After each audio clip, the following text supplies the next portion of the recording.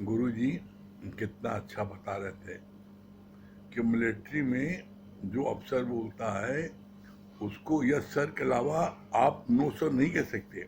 वो जो बोले यस सर। इस पर गुरु ने बड़ा अच्छा किस्सा सुनाया था। बोला सारे फल थे, कहा इसको इसको छिलका छील के लाओ। इसका आम था, छिलका छीला। अनार था, उसको छीला। अब अमरूद था, उसका भी छिलका छील दिया। कहा इसको क्यों छीला? कहा सर आपने कहा छिलका छीलना है। तो वहां जो अफसर कह दे उसको जो है आपको मानना पड़ेगा। उसने बट नहीं, अगर आपने जरा से बट किया तो नौकरी से हाथ धोना पड़ा। यहाँ तुम गुरु को कितना ही बट करते हो, कितने बहाने करते हो। सत्संग नहीं आए, अपने माया में फंसे रहे। गुरु जी क्या करा, तबियत ठीक नहीं थी ना इसलिए नहीं आए। फंसे तो माया में। तो बोला कि यहाँ पर तुम गुरु से झूठ सच बोल देते हो, लेकिन मिलिट्री में बोलोगे तो नौकरी निकाल दी जाओगे। ठीक है, चलिए हम लोगों का भगवत गीता चल रहा है। भगवत गीता का 17वां अध्याय का 1 से 6 श्लोक ये चल रहा है। कल 1 से 6 श्लोक में जो पढ़ा गया था उसकी लास्ट 2 लाइन पढ़ते हैं फिर से।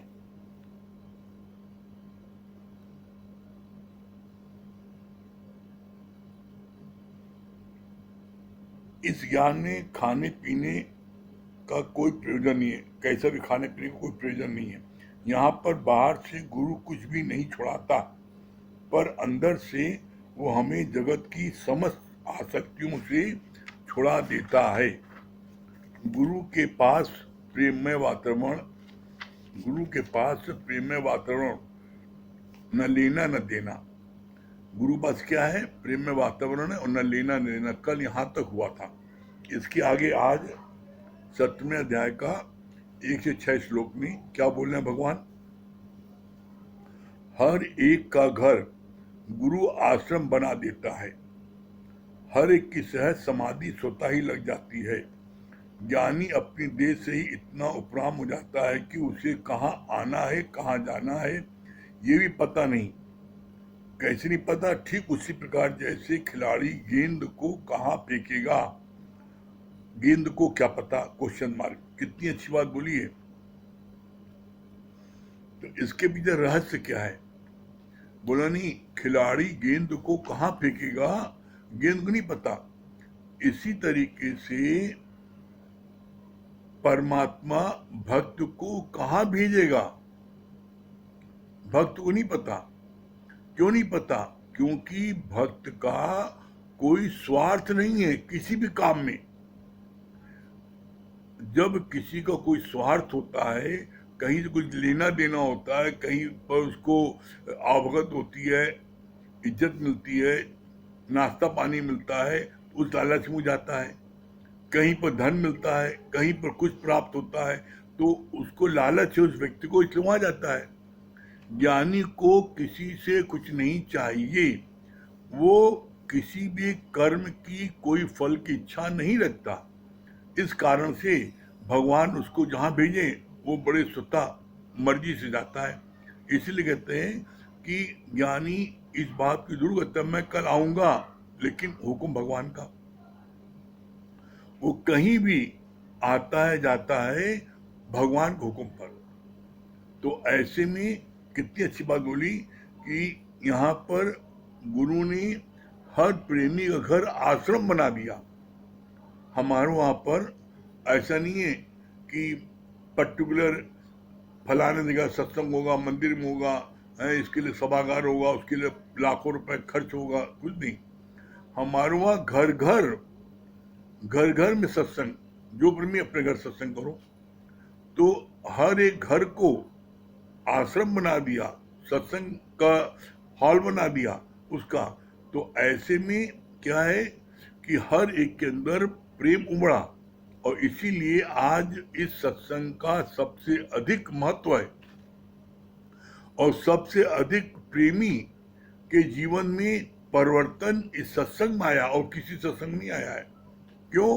क्योंकि इस सत्संग में क्या है, जो बात भी गुरु बोलते हैं वो अपने जीवन में उस चीज को उन्होंने उतारा है, इसलिए सबको असर होता है। और इसीलिए यहाँ पर हर व्यक्ति क्या बोलता है, अपने जीवन में परिवर्तन को देखकर गुरु के ज्ञान पर यकीन हुआ। यहाँ हर कोई इस बात को बोलता है। फिर आगे क्या बोला, कितने अच्छे बोले, ज्ञानी अपनी देह से इतना उपराम हो जाता है, वो देह में रहते ही नहीं ना। जो देह में नहीं रहेगा, जिसके मन में कर्म के फल की इच्छा नहीं होगी, निश्चित वो देह में नहीं रहेगा। अगर देह में है तो उसके अंदर कर्म के फल की इच्छा होगी, और जब कर्म के फल की इच्छा होगी तो वो पर्टिकुलर जहां फल मिलेगा उसी जगह जाने के लिए भागेगा। ज्ञानी को किसी कर्म का कोई फल नहीं चाहिए, इसलिए अपने को ढीला रखता है, परमात्मा की आज्ञा में रखता है, और जहां गुरु का हुक्म होता है वहां वो चला जाता है।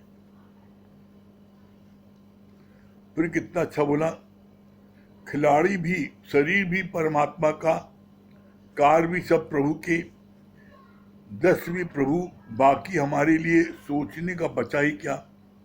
कितनी सुंदर बात बोली। जब जो शरीर जा रहा है वो शरीर भी परमात्मा का, कार भी परमात्मा का, जिसके वहां जा रहे वो ही परमात्मा है।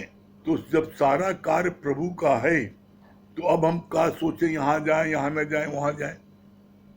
जब सारा कार्य प्रभु का है, प्रभु जा रहा है, प्रभु के घर जा रहा है, प्रभु के कार्य के लिए जा रहा है, तो अब वो इस बात को क्या सोचे। इसीलिए बोलते हैं, जब तुम्हारी आत्म दृष्टि होगी, जब तुम्हारी आत्म दृष्टि होगी तो उस समय क्या होगा, उस समय तुम्हारे को किसी का कोई प्रभाव नहीं पड़ेगा। क्यों? क्योंकि आत्मा में कोई बात आ ही नहीं पाती। फिर कितनी अच्छी बात बोली, विवेकानंद का संकल्प था जन सेवा का, तो उससे महान कार्य हुए। उसके पास पैसा भी नहीं था पर आत्मिक बल था। जैसे ही लेक्चर की शुरुआत की इन शब्दों से, मेरे निज आत्म तो हाल तालियों की गड़गड़ाहट से गूंज उठा। कितनी अच्छी बात बोली, जैसा संकल्प आप करोगे वैसा जीवन आपका हो जाएगा। आप संकल्प करोगे कि सारे जन की सेवा हमसे हो, भगवान करा लो, तो आपसे वो सेवा होगी। आपके मन में संकल्प उठा और शुद्ध संकल्प होगा तो परमात्मा निश्चित आपके संकल्प को पूरा करेगा। क्यों? क्योंकि बोला, आत्मिक शक्ति एक धन की शक्ति होती है, एक पढ़ाई लिखाई की शक्ति होती है, लेकिन बोला आत्मिक शक्ति जो है वो सबसे पावरफुल होती है। एटॉमिक बम, जैसे एटम बम होता है वैसे एटॉमिक शक्ति होती है, और वो हर एक के अंदर में होती है। और वो एटॉमिक शक्ति किसकी जगती है? जो निष्काम भाव से गुरु के ज्ञान को बांटता है, उसके अंदर की वो शक्ति जग जाती है, और वो फिर जो भी संकल्प करता है वो उससे पूरा होता है। विवेकानंद ने संकल्प किया, विवेकानंद ने सारी दुनिया में ज्ञान को बांटा। और जब वो अमेरिका गए और अमेरिका में उनका लेक्चर हुआ तो उनको नीचा दिखाने के लिए सबसे लास्ट में बोला गया कि सबसे लास्ट में बताएंगे। क्या बताएंगे ये? और जब सबसे लास्ट में उन्होंने बताया है, उन्होंने पहला शब्द बोला। पहला शब्द क्या बोला उन्होंने? मेरे निज आत्म, मेरे स्वरूप, मेरे प्यारे भाई बहनों। जब उन्होंने लफ्ज बोले हैं तो 5 मिनट तक सारे हॉल में तालियां बजती रही। क्यों? उन्होंने हर एक ने अपना आप देखा, हर एक को उन्होंने अंदर से प्यार किया, इसलिए सबने उनको प्यार दिया। तो यहाँ पर बोला जो तुम संकल्प करोगे तुमसे पूरा होगा। तुमने संकल्प किया हमें डॉक्टर बनना है, हमें वकील बनना है, हमको इंजीनियर बनना है, तो आप जो भौतिक जगत का संकल्प करते हो तो उसमें तुम्हारे शरीर की प्रारब्ध रुकावट उसमें आती है। तुम लाख कोशिश करो, अगर तुम्हारे भाग्य में नहीं बना है तो नहीं बनोगे, लेकिन परमात्मा के कार्य के लिए इसमें जो तुम संकल्प करोगे वो निश्चित तुम्हारा पूरा होगा। ये परमात्मा की विशेष ये जो है एक कृपा है भक्त पर। जो भी भक्त परमात्मा के मार्ग में जो संकल्प करेगा वो पूरा हो जाएगा। क्यों? क्योंकि यहाँ पर देह रुकावट नहीं आती, यहाँ भागने की बात नहीं आती। यहाँ पर जितना पुरुषार्थ परमात्मा निमित्त करोगे उसका फल तुमको 100% मिलेगा। फिर आगे क्या बोला? राम के संकल्प ने असभ बानरों के अंदर भी शक्ति भर दी कि उनके द्वारा सेवा बन गई। मतलब राम की कृपा से बानर भी सेवा में लग गए और वो सब तर गए। फिर क्या बोला?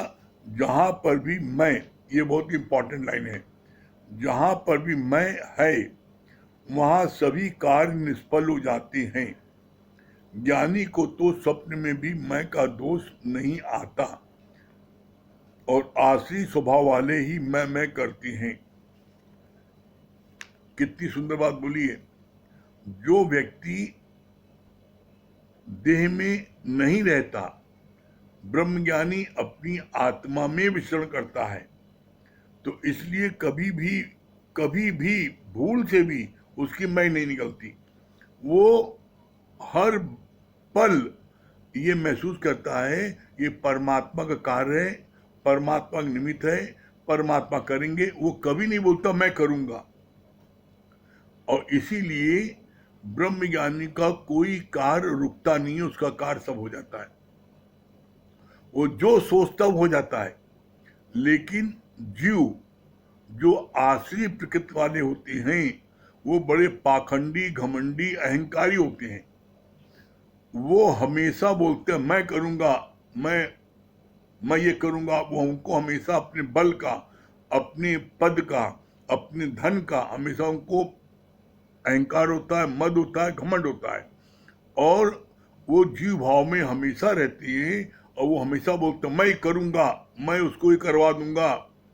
मतलब हर पल वो अपनी धमकी और अपने धौस में रहते हैं।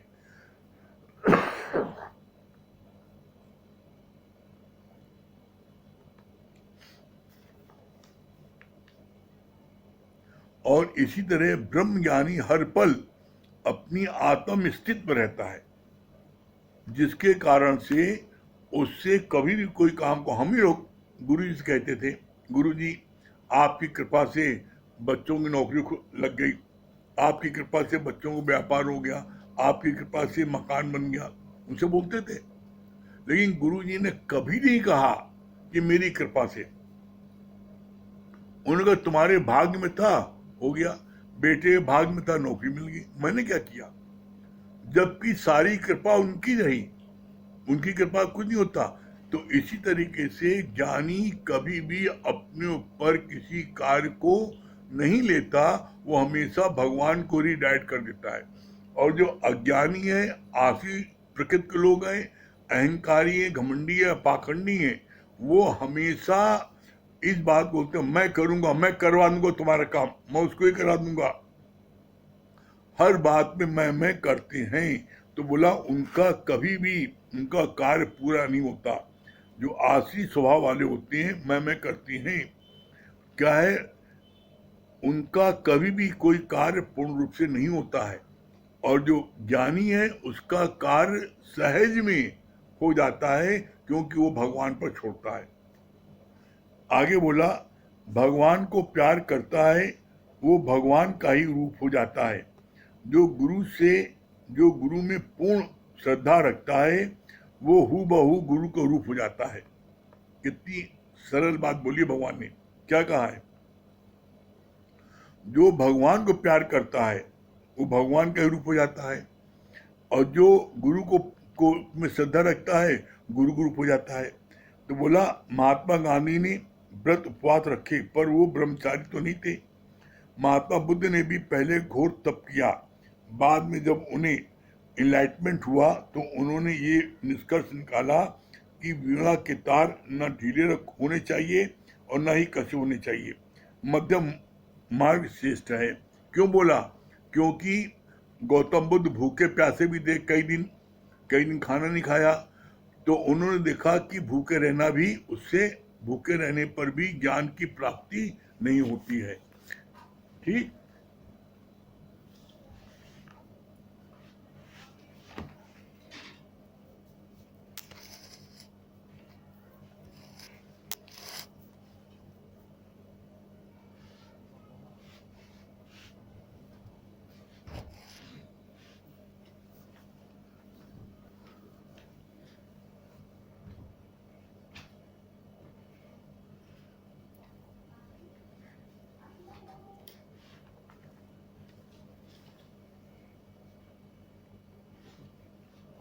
हरिओम।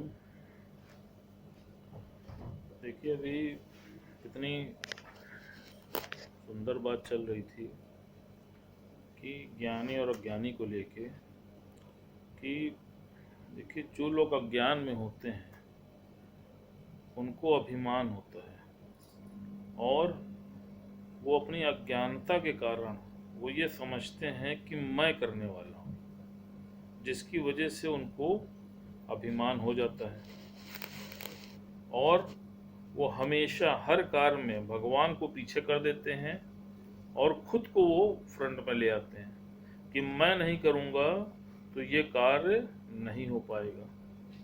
तो ये क्यों होता है? ये सिर्फ उनकी अज्ञानता के कारण ही तो होता है कि वो समझते हैं कि मैं करने वाला हूँ। क्यों समझते हैं? क्योंकि वो देह में है। जब वो देह में अपने को होते हैं तभी वो ऐसा समझते हैं और ऐसा कहते हैं। और जो ज्ञान में होता है, जिसने ज्ञान को जीवन में लगाया है, तो वो जानता है कि मैं देह नहीं हूँ, मैं आत्मा हूँ। तो वो अपने आत्म स्थिति में रहते हैं। तो भगवान इस पे बड़ा अच्छा बता रहे थे, उदाहरण दे रहे थे नारियल का। कहा कि देखो जो नारियल होता है, तो जब नारियल कच्चा होता है तो उसका माल और उसका खाल वो दोनों इकट्ठा रहता है, एक साथ होता है। और नारियल जैसे जैसे पक्का होता जाता है तो उसका माल और खाल अलग अलग होता रहता है। मतलब कि जब नारियल पक जाता है तो देखो कि उसके अंदर की जो गरी है वो अलग हो जाती है, और जो उसका खाल है वो अलग हो जाती है। फिर वो नारियल पूजा में भी इस्तेमाल किया जाता है।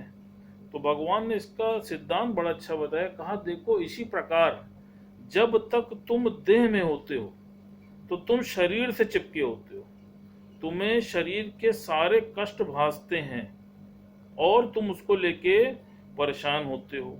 लेकिन जीवन में जब गुरु आता है और तुमको वो ये ब्रह्म ज्ञान देता है, तो जैसे जैसे तुम इस ज्ञान की स्थिति में आते जाते हो, ज्ञान को जीवन में लगाते हो और ज्ञान से स्थिति बनाते हो, तो वैसे वैसे तुम अपनी आत्म स्थिति में आ जाते हो और तुम इस शरीर से दूर हो जाते हो।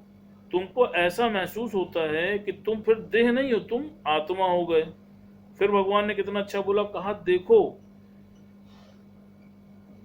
जब तुम इसमें आते हो तो एक समय ऐसा प्रतीत होता है कि तुम अलग हो जाते हो और तुम्हारा जो शरीर है वो तुमको अलग प्रतीत होता है। क्यों? जैसे कल भी बात हुई थी कि ज्ञान को रटना नहीं है, ज्ञान को महसूस करना है, ज्ञान को समझना है। जैसे उस कल माई वाली बात हुई थी ना कि वो रटती थी कि मैं देह नहीं मैं आत्मा हूं, लेकिन जब शरीर पे कष्ट आया तो उसको भाषा ना कष्ट। क्यों? क्योंकि वो देह में थी। तो कहा इसी प्रकार जब तुम आत्मिक स्थिति में होगे तो तुमको किसी भी प्रकार का कोई भी कष्ट भासेगा नहीं। क्यों? क्योंकि आत्मा अजर, अमर और अविनाशी है। तो आत्मा को क्या कुछ भासता है क्या? ये अपने से पूछ के देखो। फिर बड़ा अच्छा भगवान इस पे दृष्टांत बता रहे थे। कहा देखो कि एक बार दो चिड़िया होती हैं और वो दोनों चिड़िया एक ही पेड़ पर अपना घोंसला बना लेती हैं। एक चिड़िया ऊपर वाली डाल पर अपना घोंसला बना लेती है और दूसरी चिड़िया नीचे वाली डाल पर अपना घोंसला बना लेती है। जो ऊपर वाली चिड़िया होती है वो जब सूर्य उदय होता है तो सूर्य के प्रकाश के साथ ही उदय होते ही वो आसमान में विचरण करने लगती है और आनंदित होती है, प्रफुल्लित होती है और ऐसा लगता है कि मानो वो प्रकृति से मिलके एक हो गई है।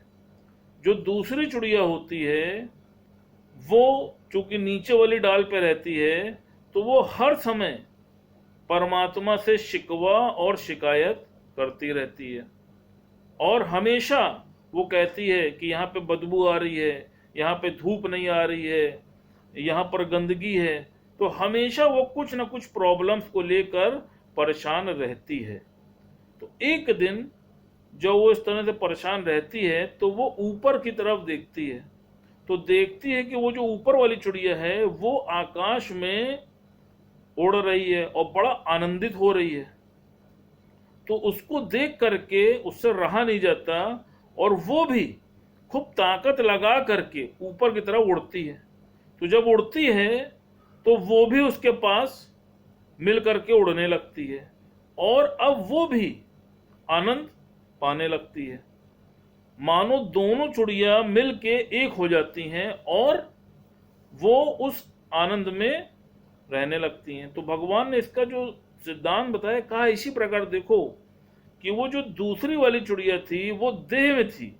तो जब तक वो देह में थी तब तक उसको बदबू है, गंदगी है, शिकवा है, शिकायत है, परेशानी है, वो सब उसको भास रही थी। लेकिन एक बार जब वो ताकत लगा कि ऊपर उड़ी तो जब ऊपर उड़ के उस चिड़िया के साथ मिल के एक हो गई तो वो भी प्रकृति का स्वरूप हो गई। तो वो अपनी देह की स्थिति से उठ के आत्मिक स्थिति में आ गई। तो भगवान ने बहुत अच्छी बात कही। कहा देखो सुख कहीं बाहर नहीं है, सुख तुम्हारे अंदर ही विद्यमान है, लेकिन तुम उसको ढूंढते बाहर हो। तो इसीलिए तुम अंदर अपने डूबो तो तुमको सुख की अनुभूति होगी। और नेचुरल यही है।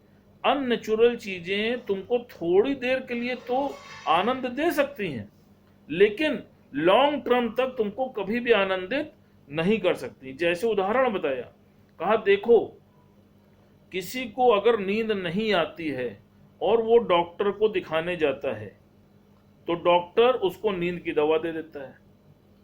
अब उस दवा का भी तो कुछ ही देर तक असर होता है, 2 घंटा, 4 घंटा, 5 घंटा, उसके बाद उसका असर उतर जाता है। लेकिन वो जो नॉर्मल नींद जिसको आती है, सोचो उसका आनंद एक अलग होता है ना।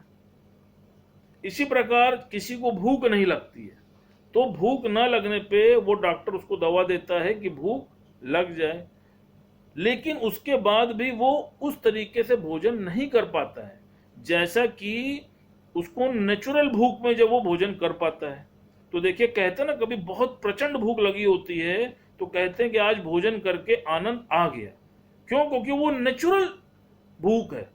तो इसलिए भगवान ने कहा इसी प्रकार कोई भी चीज आर्टिफिशियल है, अगर तुम केवल ज्ञान को बाहर तक ही सीमित रखोगे तो जितनी देर तुम सत्संग में बैठोगे तुमको उतनी देर ही केवल आनंद आएगा। लेकिन अगर ये ज्ञान तुम्हारे अंदर से निकलने लगा, अंदर से जनरेट होने लगा, तो तुम अनहद में चले जाओगे और हर समय आनंद की अनुभूति करोगे। इसलिए भगवान ने क्या बोला? B normal and natural. फिर भगवान बता रहे थे, कहा देखो तुम्हारा जो मन होता है, ये तुम्हारा मन किसी भी चीज से सेटिस्फाइड नहीं होता है और ये बड़ा अच्छा है। कहा देखो कभी भी तुम अपने मन की सुन करके, कभी तुम सिनेमा देखने जाते हो, कभी तुम घूमने जाते हो, कभी तुम चाट खाते हो, कभी तुम कहीं पे भी जाते हो, धन कमाते हो, मकान बनवाते हो, लेकिन उसके बाद भी क्या तुम्हारे मन को तृप्ति मिल जाती है? नहीं मिलती है। उसके बाद भी मन में खालीपन बना रहता है। तो कहा इसी प्रकार क्यों खालीपन बना रहता है? तो उस क्यों? क्योंकि वो किसी भी चीज से सेटिस्फाइड नहीं हो पाता है। तो उस पर भगवान बहुत अच्छा बता रहे थे। कहा एक राजा होता है, वो राजा एक संत की कुटिया में उससे मिलने जाता है। तो जब वो संत की कुटिया में जाता है मिलने, तो संत उस समय स्नान करने के लिए गया होता है। उसकी पत्नी होती है, पूछता है कहाँ है, तो बताती है स्नान करने गए हैं। तो कहती है उनकी पत्नी कि आप आसन ग्रहण करें, चेयर देती हैं बैठने के लिए। तो वो चेयर पे नहीं बैठता है।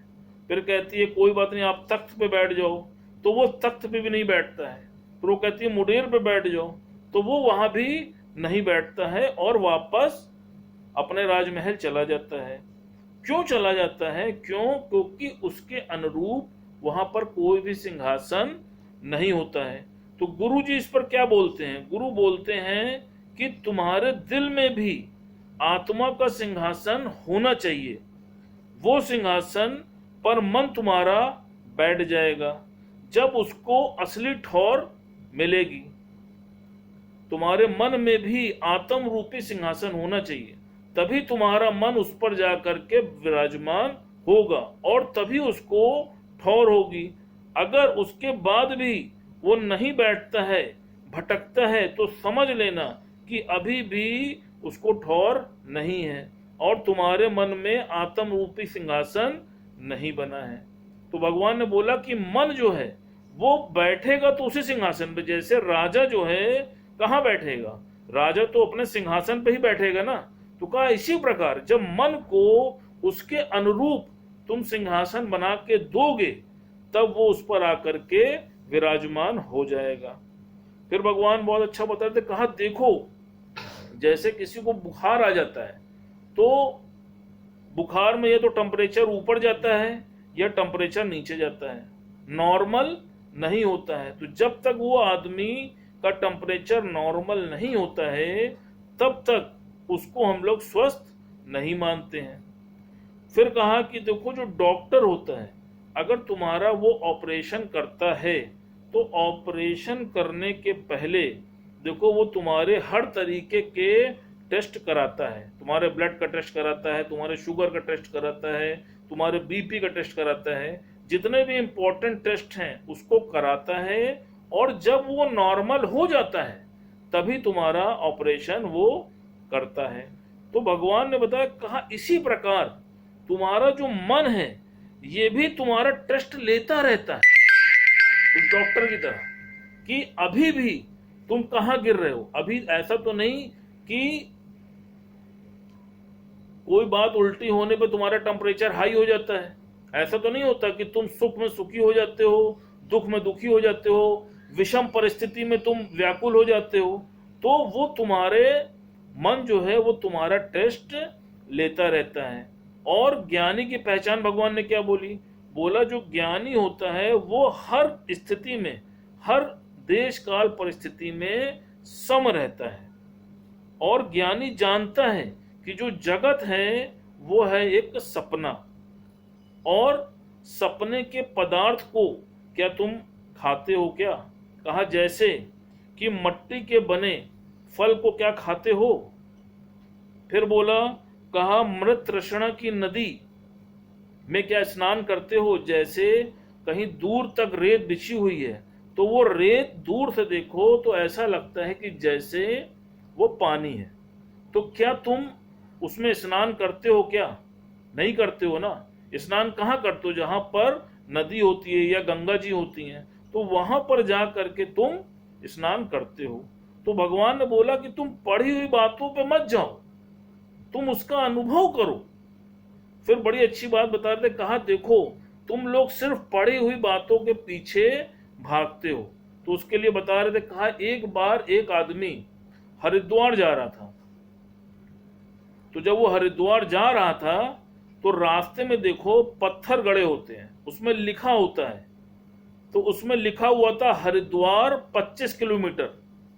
तो उस आदमी ने क्या किया कि सिर्फ हरिद्वार पकड़ लिया, और हरिद्वार पढ़ने के बाद वो उसी पत्थर की पूजा करने लगा, और उसी की पूजा करने के बाद वो वहीं से वापस लौट आया। तो जब अपने गांव आया और लोगों से पूछा कि भैया हरिद्वार हो आए, लोगों ने उससे पूछा तो कहा हाँ भैया हो आए। कहा भैया क्या देखा? तो कहा हाँ भैया वो एक पत्थर है, उसी की पूजा करके चले आए। तो लोगों ने कहा भैया पत्थर तो नहीं था, वहां तो गंगा जी हैं।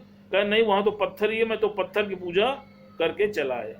तो भगवान ने उसका सिद्धांत बताया, कहा इसी प्रकार तुम भगवान राम का मंदिर देखते हो तो वहां भी मत्था टेक लेते हो, भगवान शिव का मंदिर देखते हो तो वहां भी मत्था टेक लेते हो, हनुमान जी का मंदिर देखते हो तो हनुमान चालीसा पढ़ लेते हो, गुरु नानक का मंदिर देखते हो तो वहां गुरु ग्रंथ साहब को प्रणाम कर लेते हो, और प्रणाम करने के बाद ये सोच लेते हो कि ईश्वर की प्राप्ति तुमको हो गई।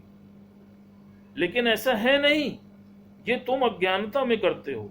फिर उसके बारे में बता रहे थे एक सरदार के बारे में, कि वो एक सरदार था, वो क्या करता था कि रोज गलत कर्म करता था, और गलत कर्म करने के बाद वो गुरुद्वारे जाता था, और गुरुद्वारे जा करके वो साष्टांग जो है लेट जाता था, और लेटने के बाद वो कहता क्या था कि पिछले अवगुण बख्श दे अगले तेरे ऊपर। तो भगवान ने क्या वजह कहा कि पिछले अवगुण बख्श दे, मतलब जो मैं पिछली गलती करके आया हूं उसको तुम आज बख्श दो, और अगले तेरे ऊपर जो अगले गलती करूंगा वो भी तुम समझ लेना। तो भगवान ने क्या बोला कि तुम इसी प्रकार रोज सत्संग सुनते रहो और ज्ञान को धारण मत करो, और आ करके गुरु से क्षमा याचना करो कि गुरु जी आज मुझसे ये गलती हो गई, मैंने ज्ञान सुना था, आज मैं यहाँ पे गिर गया, आज मैं वहां पे गिर गया। तो गुरु तुमको कब तक माफ करेगा, या भगवान भी तुमको कब तक माफ करेगा? भाई तुम्हें स्थिति में तो आना पड़ेगा ना। तो ऐसे चालाकी चतुराई से ज्ञान नहीं लग सकता। तो भगवान ने इसी बात को बोला, कहा कि देखो सरदार की तरह मत करना कि रोज गलती करना और आकर के क्षमा याचना कर लेना। भगवान बेवकूफ नहीं है कि तुमको हर चीज के लिए क्षमा कर देगा।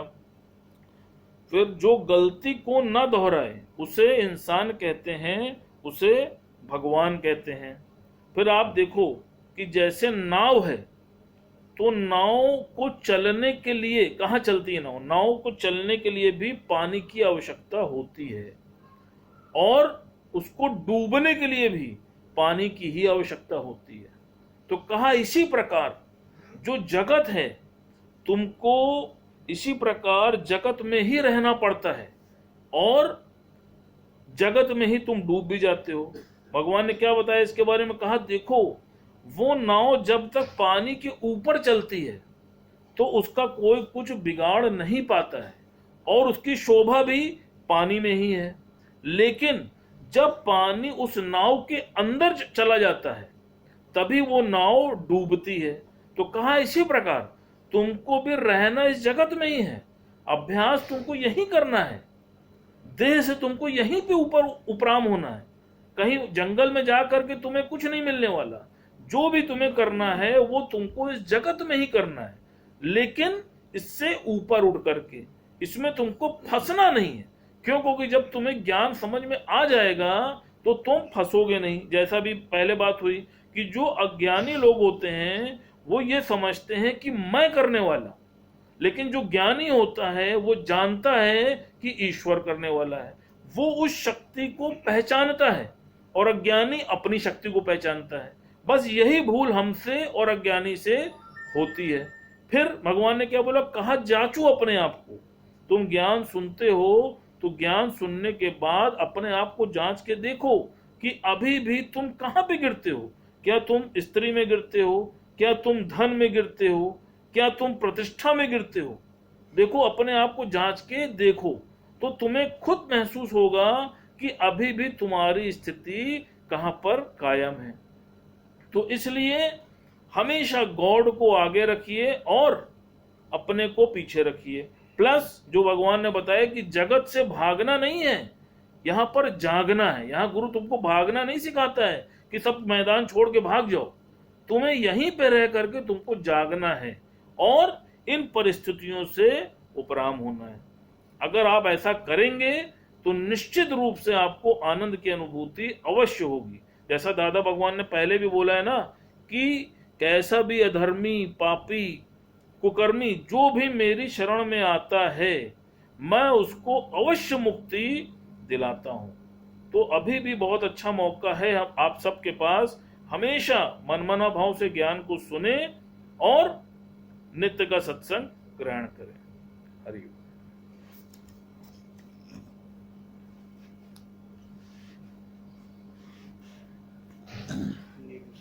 हाँ नीलू जी,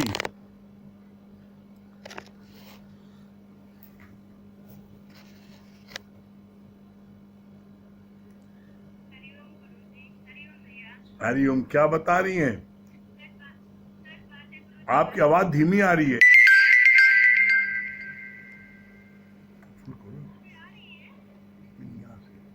हेलो।